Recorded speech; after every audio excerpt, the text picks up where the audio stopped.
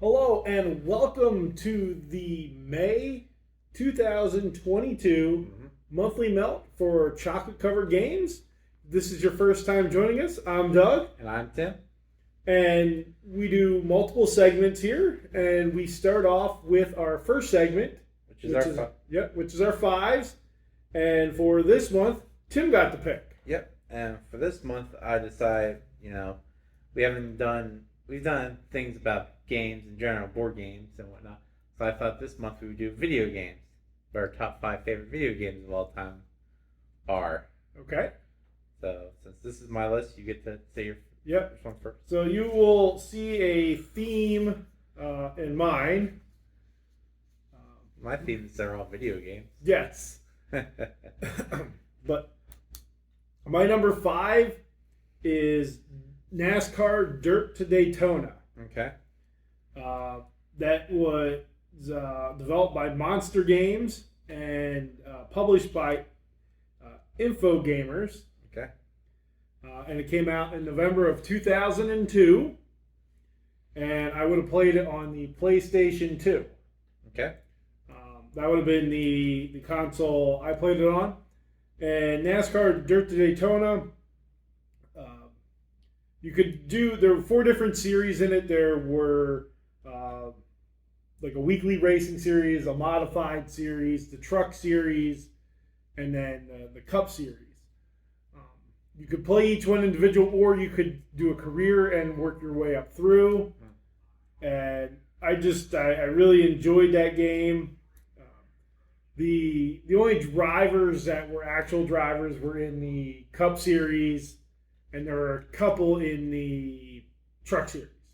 Other than that, it was all just fantasy made up names. But it was a fun game. It was a really cool game to sort of get into that career mode of starting at a lower level in a racing series and building your way up. So again, my number 5 coming out in 2002. Okay. And playing it on the PlayStation 2, NASCAR Dirt to Daytona. Okay. My number 5 is a video game based off of a board game. Okay. It was Risk, the game of global domination. All right. This version that's on my list is the 1996 PlayStation 1 version that was published by Hasbro Interactive. This is probably the best version of video game Risk. Okay.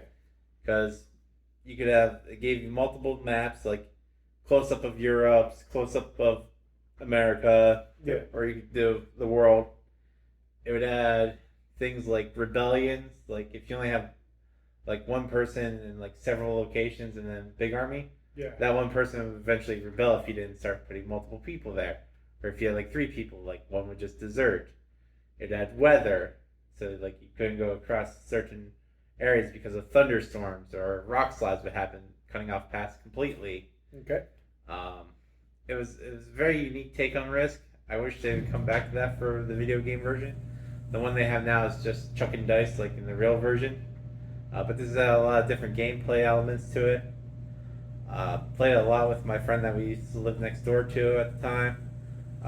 Probably my favorite PS1 game, just in general. And that was Risk for the PS1, released in 1996. All right. So my number 4, again, we'll continue on my first theme here. It's World of Outlaws Sprint Cars, published by Big Ant Games, and it came out in 2010. So another race game. I'm a big racing guy. Love this game because it was the first real sprint car game that was put out. It's just when I was starting to get into sprint cars. It had every historic track. Okay. Knoxville, Eldora, Volusia, Williams Grove, which is right down the road from us, so that was really cool. Had a who's who of everybody in the sport at the time. From Steve Kinzer to Donnie Schatz, who still not a fan of Donnie Schatz, but you got to respect what he's done. Jason Sides, Joey Saldana, Wild Child Jack Hottenshield, local boy Lucas Wolf, who I'm a big fan of, Chad Kemenall, Terry McCarl, Kerry Matson. I mean, the list went on and on for the number of drivers, which they're still around, but to have the license to go out and get those tracks, go out and get those names, just made that game. And again, the career mode was really cool with starting out as a small team, working your way up, improving your car. But now with iRacing and everything else that's out, a lot of these older racing games don't even hold a candle to what's out there now. But World of Outlaws, Sprint Cars, Big Ant Games from 2010. It's very hard to find. If you can find it, pick it up, check it out. And I played that on the PlayStation 2. Okay. I believe that was, forgot to mark down what that was, but yeah, that was PlayStation 2. Okay. My number 4 is from 2008. It was a Nintendo DS game. Okay. It was Professor Layton and the Curious Village. This was published by Level 5 Games. This was the first of several games in the Professor Layton series. But a lot like Star Wars, the game started you off in the middle of the story, essentially. Okay. When you put them all in chronological order, which ways you should play them. Yeah.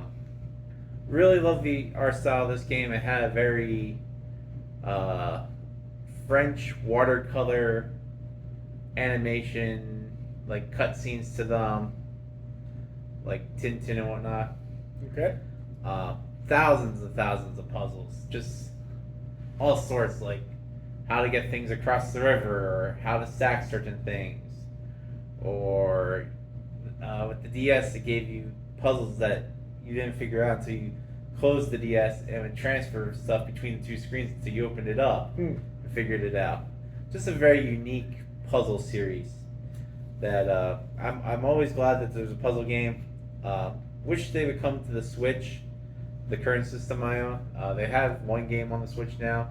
It's mixed ratings, but my number 4 is Professor Layton and the Curious Village. All right.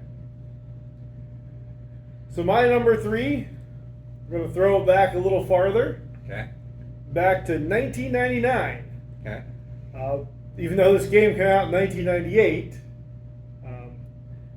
Triple Play 1999, Okay. published by EA Sports, and this was for the PlayStation. This would have been the baseball game with Alex Rodriguez on the cover. Yep. Back when he played for the Mariners. Man, what a great baseball game. Mm-hmm. From the stadium in outer space where bunts were home runs, Yep. and you know, the game was broken because even at a regular stadium, Most things were home. bunts were hits, Yeah. and, you know, almost all the time. But the thing that absolutely made this game were the commercials Mm-hmm. for Pope Mobile cabs and oyster pudding. That's the one everybody remembers.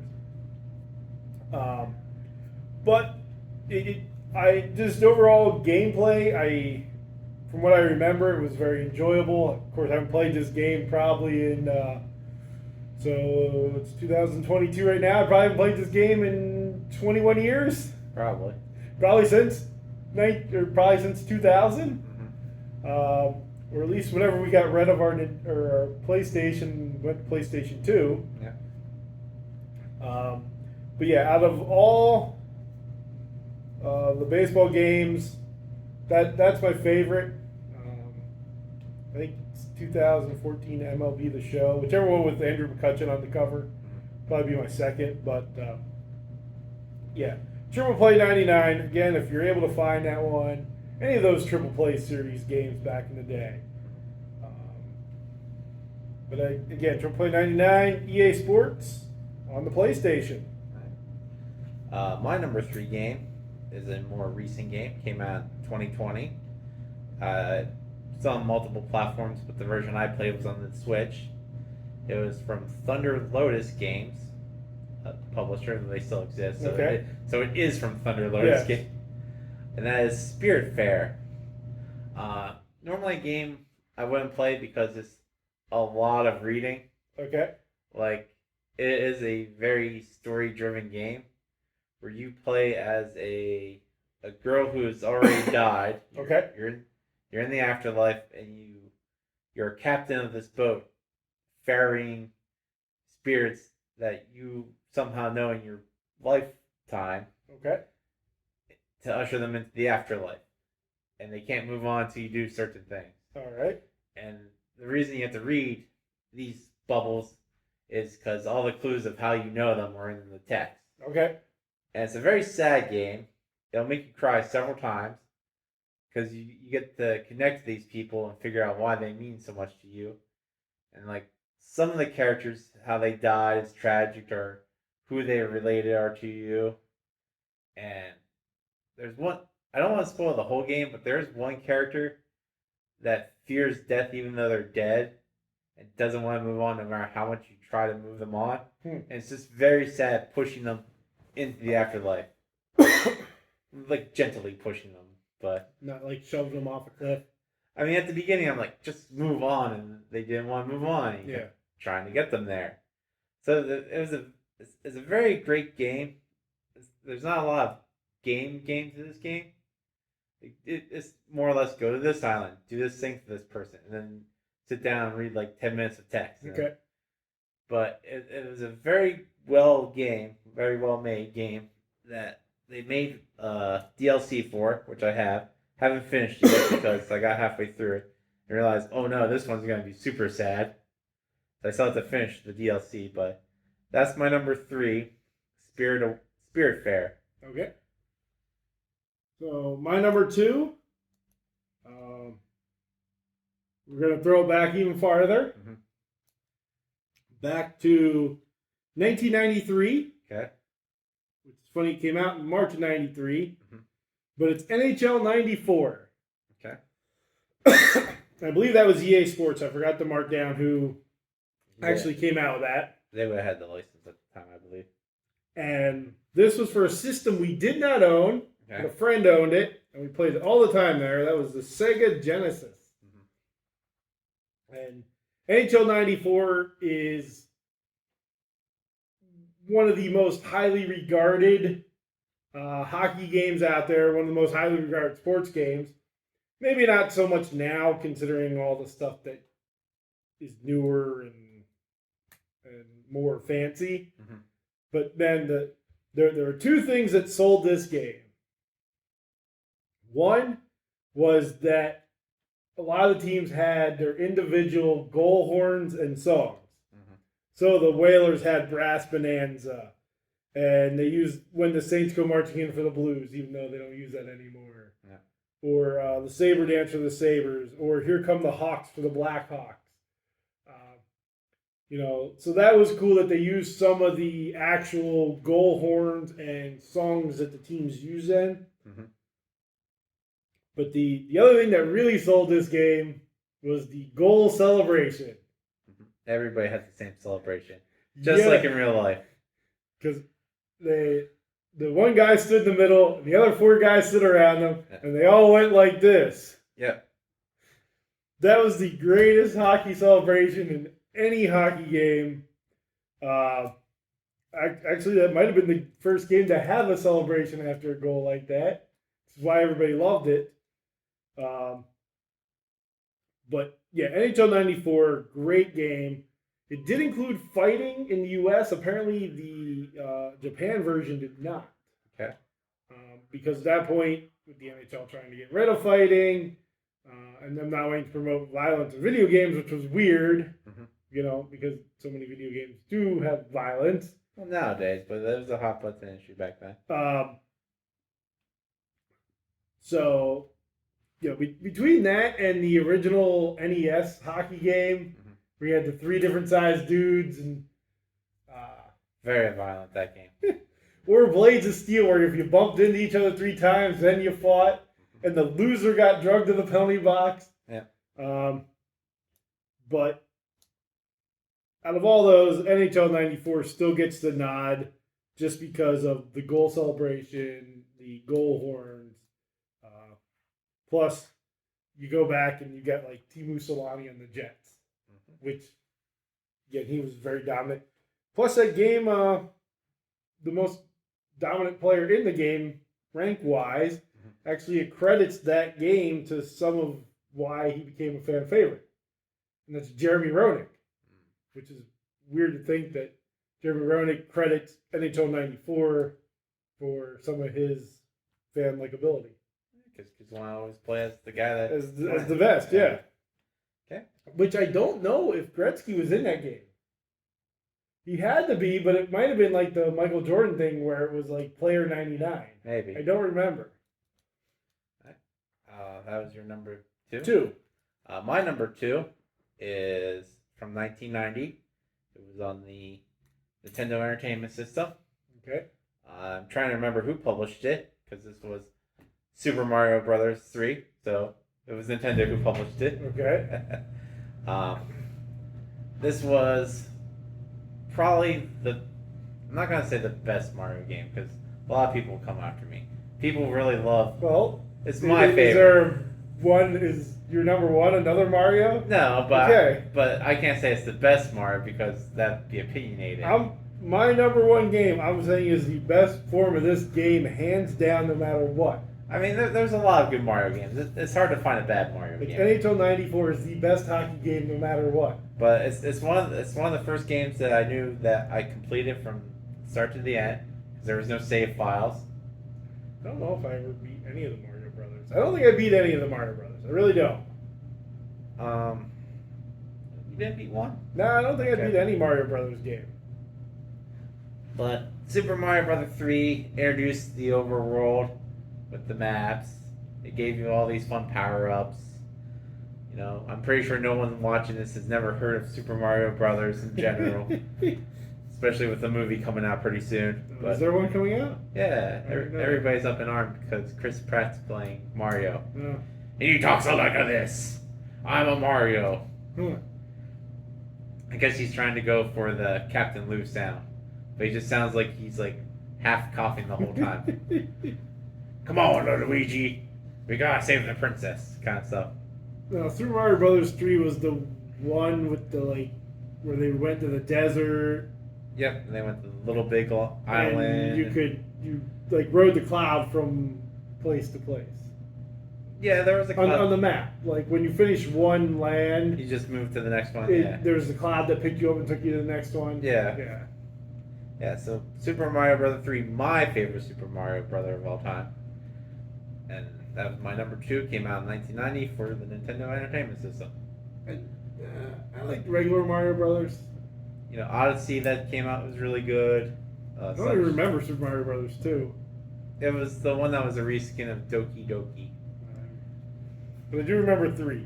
Yep. So, my number 1 game, which is by far the best game out of the 2 lists here, is probably the oldest game on the list. Pong. No. Frogger. No. I'm trying to combine the word Frogger and Pond. I couldn't come up with a good word. I came up with Pronger. Pogger? Yeah.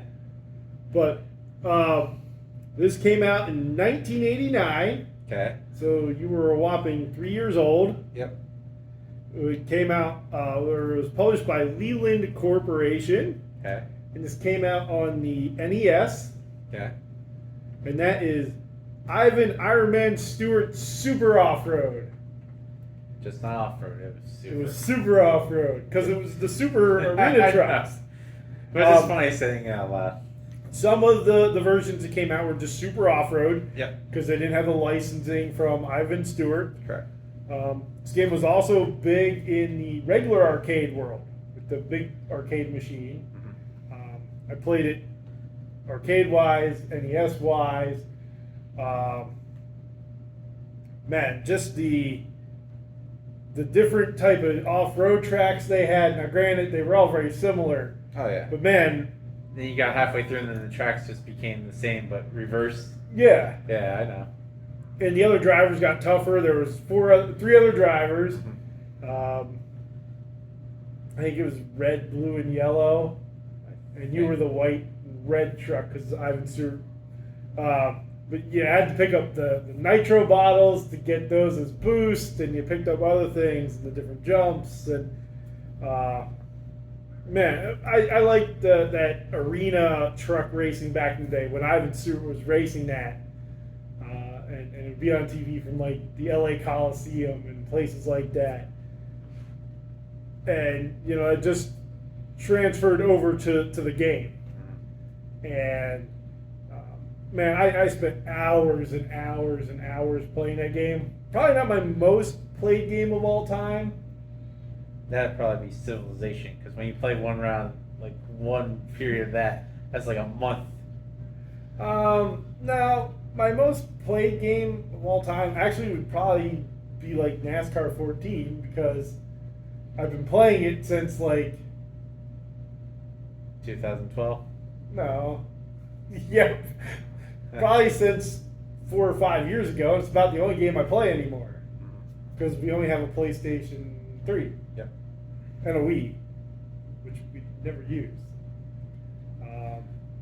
But anyways, Ivan Stewart Super Off-Road, super fun game. So as you can tell, my whole list involved sports games, sports and racing. And I didn't pick any Madden games because the Madden franchise is good, but I play more NASCAR. I mean, I play a lot of Madden. If I had to pick a Madden one, it probably would have been the one on the Super Nintendo. Not Madden 01 for the Dreamcast, where you called your plays on the save card. No, did we have that? Yeah. We did have a Dreamcast. Yeah, the cover was Drew Brees. Well, no, the one I was thinking of was Moss.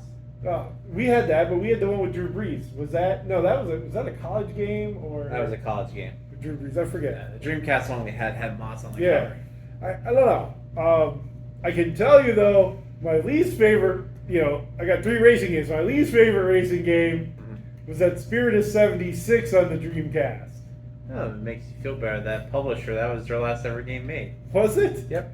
That was LGI, I believe. No, those are the slowest racing game. They were known for making terrible games in general. But yeah, so I had a hard time deciding on a Madden game, and I just like all these other games a little more. And actually, I prefer playing college football games over Madden, the old college games. Which there again, NCAA 14. 14 might have been the last year we actually bought video games for the PlayStation 3. Yeah, you can't find them anymore. So that's my list. Again, my number one, Iron Man Stewart Super Off-Road for the NES. Hands down, best game on either list. And my number one game is from 2020 as well. Okay. It came out the last week of 2020. That it for Nintendo Switch. I think it may have came out for one other platform. I'm not positive on that. But it's Mortal Phoenix Rising. Okay. And this game has no means to be on my list because it's a style of game I really hate. It's an open world game, which I'm not a big fan of because I get completely lost and don't know what to do in them. But for some reason, I think it was the theme of this game that got me hooked into it. Okay. You play as just a normal mortal in a world of Greek gods, and tragedy happens on Earth. Yeah. And you have to face all these Greek monsters like minotaurs and cyclopses and harpies and whatnot. And you go through it and you get to meet certain gods like Hephaestus and Hermes and whatnot. And they all give you special abilities as you go through the game. All right. Now, it's an open world game where you can go right to the end of the game if you want to. But there's no way you're going to beat it that way because you'll be super underpowered. Okay. But wherever you can go at the end of the game, you can go at the very beginning, and it just says, here's the land. Get contact clues from where there's enemies, where there's certain clues. If you see a lot of stuff, you're like, hey, there's a lot of things over there. Probably something important to do over there. Very Zelda-like-ish with dungeons. They replaced the dungeons with I would say, a Greek like god world. When you enter them, you have to go into these certain realms to get power ups, and it just takes you out of the main world to this certain thing. Where it's just like challenges to make sure you're leveling up at the right speed, challenges your skills, which I thought was really fun. And just a really fun open world game. They've come out with a sequel already, which was just a reskin of it. Okay. But with like the Chinese folklore, which was fun. You know, if I was really into Chinese folklore, I would probably put it higher because they're essentially both the same game, just with different lore. But that's my number one game from Ubisoft is the publisher. 1999, 2020. Yeah, a little off. 2020's Nintendo Switch, Mortal Phoenix Rising. So, your list was pretty much all. Well, okay. So basically, you have sports games and non-sports games. So you had no sports games. I almost had a sports game on. So- I almost did put Punch Out. Okay. Now, Punch Out or Mike Tyson's Punch Out. The Wii's version. Okay. Because after I was sitting there doing my list and I thought all I have is sports games. Well, that's what you play. That's what I play. But I was thinking if I had to add a non-sports game, it would be there'd probably be two. I think it'd be Metal Gear Solid Yep, Metal Gear Solid. and Frogger. No. Frogger could technically be a sports game. It's running across the highway. Well, it's hopping across the highway. Yeah. It'd be like long jumping across the highway. No, the one that they made the terrible movie of. That we all saw. Assassin's Creed. Yeah, Assassin's Creed. Those would probably be my two. Not Nintendo Track and Field with the running pad. That's a sports game. I don't consider field events sports. Though the Nintendo Power Pad was great because if you ran on that and you didn't cheat and just got down on your hands and knees and used your hands, duck hunt, that whole thing back there was great. But let us know what your favorite video games of all time are. You know, maybe you do throw it back to the Atari or the Commodore 64, I think is what it was called. Yeah. Or the ColecoVision. If you owned a ColecoVision, please put that in the comments. I'd love to know if you owned a ColecoVision. Maybe your favorite game is a DOS-based game where it was PC. Yeah. Where it was all typing. Only PC games.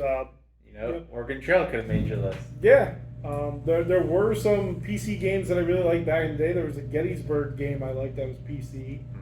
I don't remember what it was, but do let that in the comments. And if you have any ideas of things you'd like to know our top five about, let us know. Yeah. Always leave a suggestion for fives. That's greatly appreciated.